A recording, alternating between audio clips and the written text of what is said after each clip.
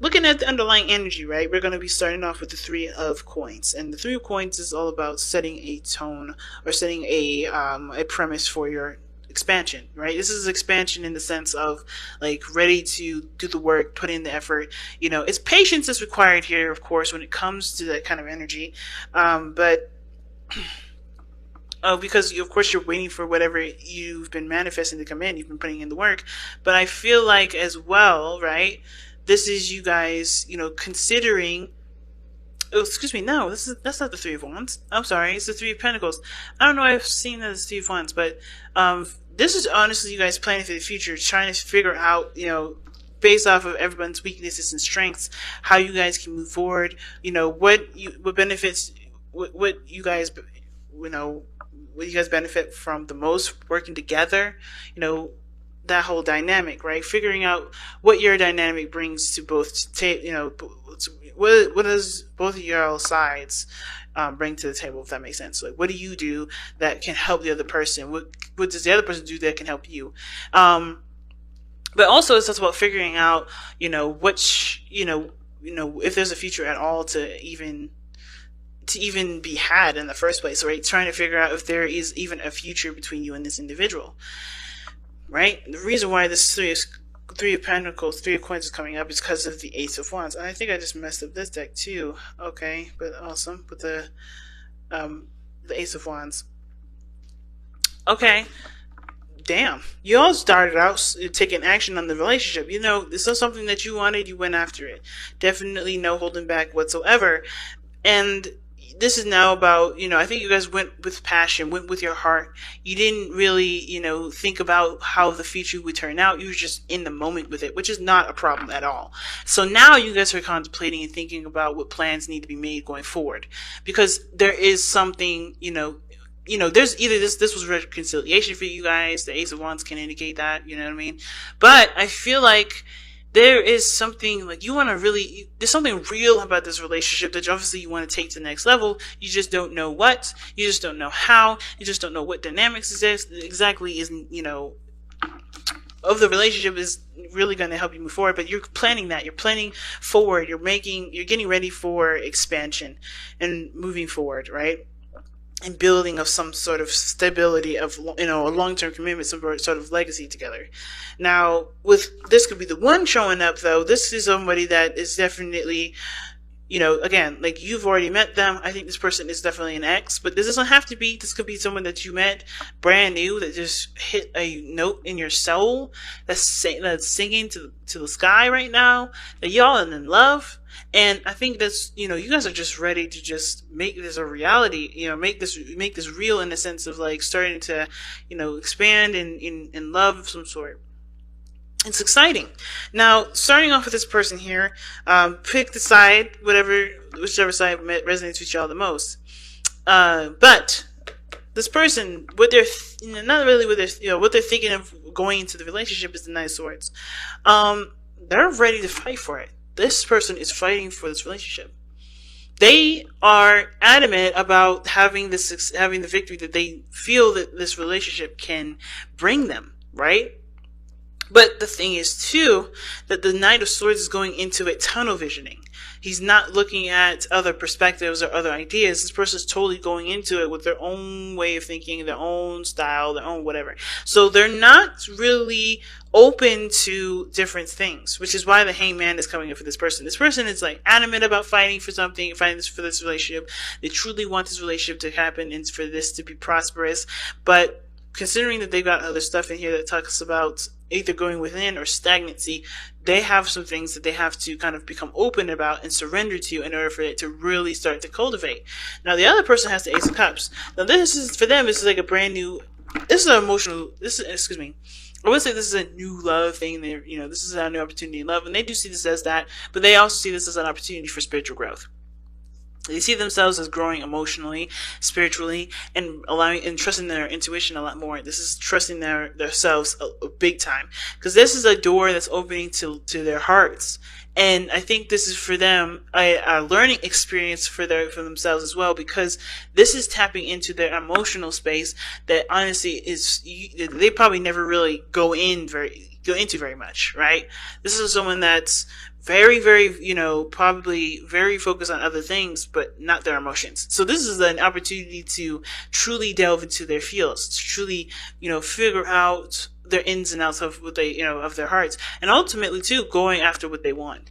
Now, what's interesting though, is that how they present themselves is the Nine of Swords. They look like they're constantly under stress. They look like they're constantly like under some serious pressure. Like they seem like they're, they're full of anxieties. They have tons of anxiety right now.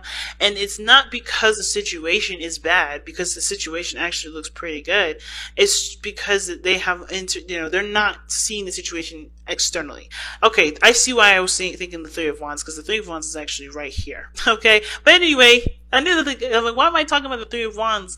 And it's not even in this reading. It is in this reading. But anyway, but this person is coming from a place of anxieties and stress and doubts and worries and all this and fears, right? They're coming from a place of not really empowering energy. So of course, right, this is allowing them to have faith in this is a spiritual growth process for them, because this is about believing in themselves, trusting in themselves, and being okay with going along with it, with how they feel, and trusting that they can accomplish the things that they want to accomplish, despite the noise and the craziness that their mind will come up with that isn't really true. Because the Nine of Swords is about, it's all the stress and stuff that's accumulated and that's come up in the mind, right?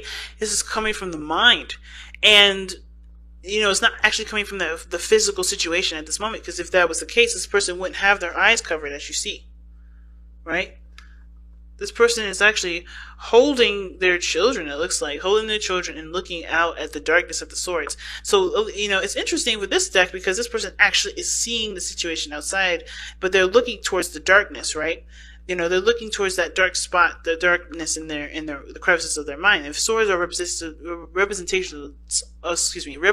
of thoughts, they're looking at the darkness of their mind, the darkness of the thoughts. So they're not able to really see the situation clearly, because they're not looking at the situation. They're looking at the thoughts. They're looking at the things that either they've experienced in the past that they don't want happening again, or they're just not very, they don't feel very secure. Okay. Now, that being said, this person here has got some things to change as well. Like, for instance, with the Hangman coming up, right? It talks about surrendering to a different perspective. Like I said, this person's tunnel vision in this relationship. They're adamant about fighting for it, but they have to see something from a different perspective. They have to see the situation from a totally different angle. And even though this person is trying to trying to take action in the relationship, perhaps, or thinking that this relationship is needing of action being taken, the Hangman is showing that they're not doing anything. And it's not because they can't do anything. It's just because that they're the way that it's like they're hitting a brick wall with the way that they're going about it, and they have to you have to see something from a different perspective. They have to go about it with a new idea or a new way of kind of thinking and communicating in order for there to be an impact. Because I think this person is like, no matter how hard this person is coming at them, there's no effect. Right? This person is in a situation where there's no changes, nothing changing. The situation is still fucking the same. But the thing is that if they see this person from their perspective, right? If they take a look at their, this person, or put the shoes on of this person, they'll be able to understand what they need to do in order for there to be progress, right? Progress is the fundamental problem for this relationship, because there doesn't seem to be very much. Somebody's like, even though this is a new beginning, emotionally, this person is still scared. This person is still worried. This person is still stressed. This person is still, entertaining thoughts that don't encourage growth. At the same time, this person here is not able to do anything differently, because they're hitting a brick wall with the other person. They can't change it because they're not seeing the situation from the perspective that they need to see it in order for things to change, right? So they have to kind of like wear the shoes of the other person in order for them to understand and to create true progress. So, and that's hard, right? I'm going to actually pull another one for that, because I'm going to see what do you guys need to see of this other person. And it's going to be very different for a lot of you guys.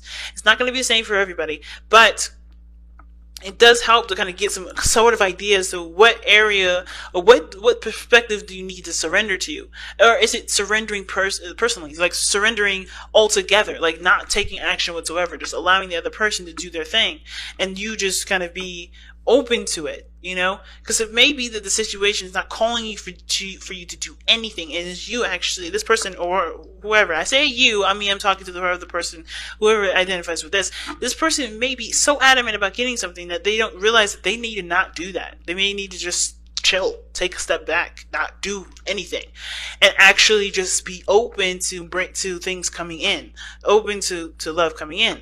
Because if they're doing too much, if this person's doing too much, they're going to be, it's like forcing a situation, right? You're going to be, possibly doing the opposite of what you want, right? Instead of making progress and being the person that always does something, you're always going to see situations that don't change. So this person may have to actually take their foot off the gas and actually just coast. You know what I mean? Just coast with it. Because that's what I'm getting. This person may just need to coast. And this person needs to just kind of like see that this, the full throttle is no longer on for this person, and maybe that'll give them space to breathe. Who knows? But this person, the reason why they have the Hangman and the Knight of Swords in their mind space, right, is because of the Hermit. Obviously, this is someone that's definitely gone within, figured, they know their power, they know their strengths, they've healed, they've done the things that they need to do to be able to go out there and fight for what they want, because they've taken the time out to figure out exactly what they needed within themselves and what they needed to know about themselves to be able to, start even considering a future. But at the same time, I feel like this is someone that still kind of considers themselves on a solo mission and thinks that they need to do everything by themselves, which is why the Hangman is coming up here, because there's nothing that can happen if you're constantly in the state of, I'm going to do this by myself. I can make sure this happens. I can make it work. Independence is great, but when you start thinking that you can do things on your own in a dynamic of a relationship and you expect goodness and balance in the relationship, you're not going to see the results very happy. You're not going to see good results from that. You're not going to see the results that you want, because if you're doing all the work, you're always going to see yourself. You're never going to see the other person, because you're not considering the other person or giving the space needed for the other person to do what they need to do. Now, the other person, the reason why they're showing the Nine of Swords and they're present, like, why they're looking like they're stressed all the time and under a serious amount of stress and anxiety, and the reason why they're thinking of the Ace of Cups, being emotionally open, having, taking this opportunity to grow emotionally and spiritually, is the Three of Wands. Is that they see that there is expansion, there's potential for greatness in the relationship. But of course, there's work that's going to be needed. And I think that this is the doubts of their capability of doing it, right? This is their doubts of their capability of making this future happen. And so it's not about whether or not the other person works with them or not. It's about if they can do the work that they need to do. If they can, do what they need to do to accomplish that. And at the same time, this person may have done work before, and they may have, they may have been, doing some things in regards to the relationship to improve it, and they have yet to see the results of it. And I think here's the thing, right? I think it's going to take time, of course, understanding that there's going to need to be time dedicated to growing a healthy relationship, because nothing happens overnight. And I think this person's anxious because it hasn't happened yet. Something that they've been, improving, right, is not quite yet ready to come in yet, because they're not in a position of accepting that.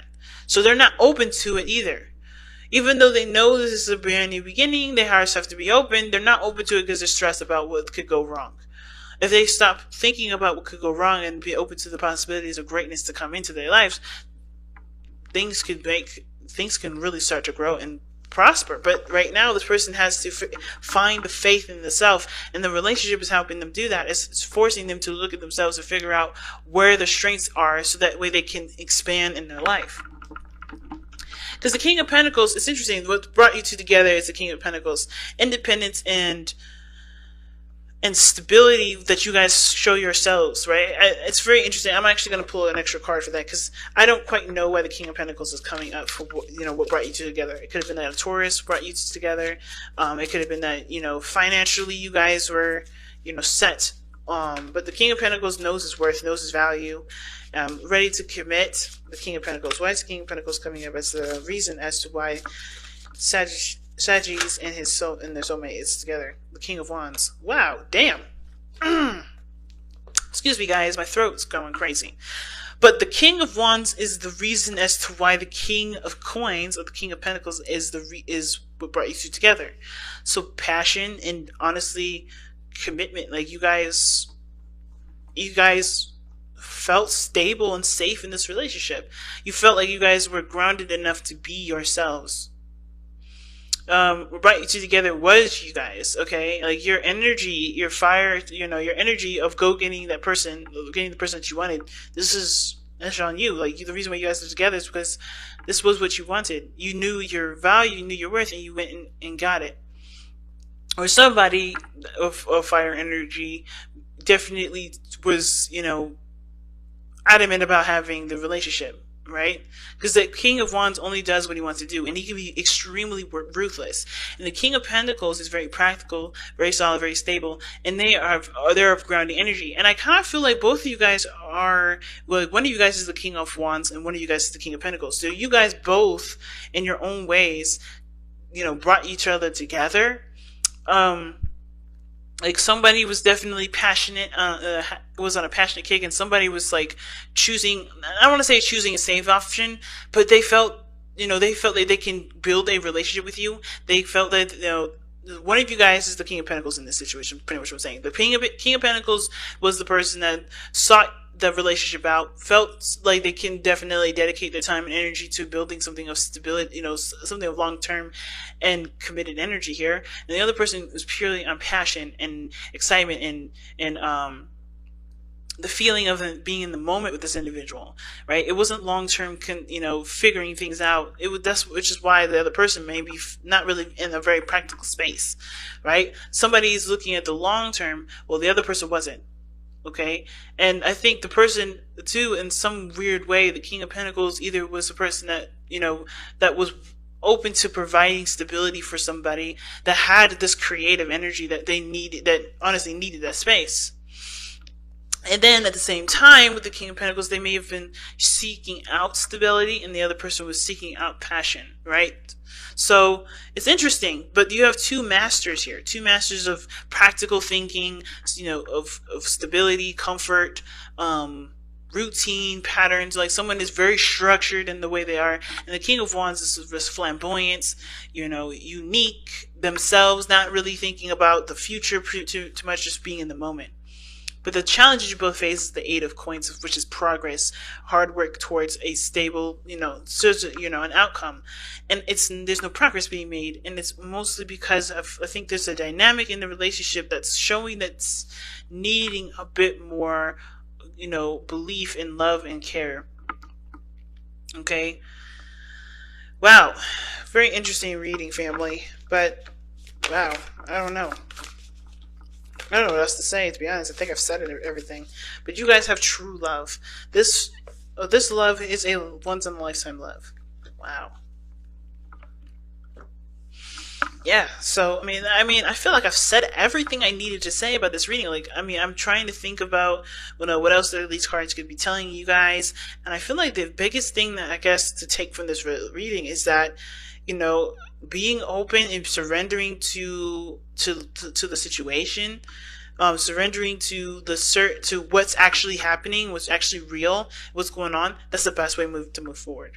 Because I think there's too much of trying to make this happen or not really make anything happen because there's a lack of understanding. Like truly embrace the situation and be open to new things. Be open to adjusting things, be open to actually, seeing what's going on in front of you to assess how the future can pan out forward.